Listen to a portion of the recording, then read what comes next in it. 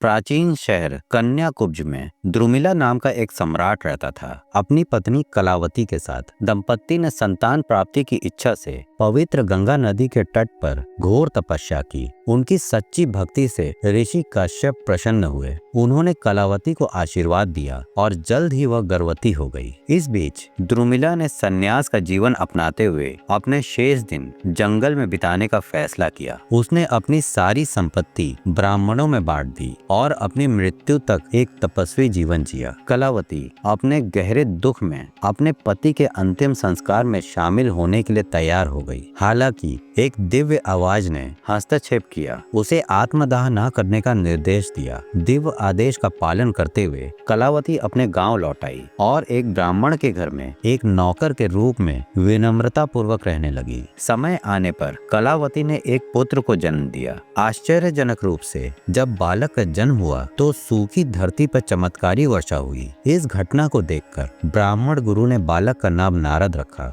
जिसका अर्थ है वह जो जल देता है। जैसे जैसे नारद बड़े हुए, उन्होंने अपनी माँ को अपने पिछले जन्म की यादें बताईं। भगवान विष्णु के प्रति उनकी गहरी भक्ति प्रदर्शित की। उनकी भक्ति अटूट थी और उन्होंने धर्म परायणता और समर्पण का जीवन जिया। एक रात जब कलावती गाय का दूध दूह रही थी तो उसे सांप ने काट लिया और दुखद रूप से उसकी मृत्यु हो गई, जिससे नारद अनाथ हो गए। इस कठिनाई के बावजूद नारद का विश्वास अडिग रहा। भगवान शिव अपने 3 सेवकों के साथ साधारण प्राणियों का वेश धारण करके नारद के पास आए। वे भगवान विष्णु के प्रति उनकी भक्ति और उनकी विनम्र सेवा से बहुत प्रभावित हुए। नारद उनके द्वारा दिए गए बचे खुचे भोजन पर अपना जीवन व्यतीत करते थे और उनके द्वारा गाए गए विष्णु की स्तुति के गीतों को उत्सुकता से सीखते थे। नारद की भक्ति बढ़ती गई और वे संगीत के उस्ताद बन गए। अपनी प्रतिभा का उपयोग करके उन्होंने विष्णु की महिमा का गुणगान किया। प्रस्थान करने से पहले शिव और उनके सेवकों ने नारद को भगवत का ज्ञान दिया।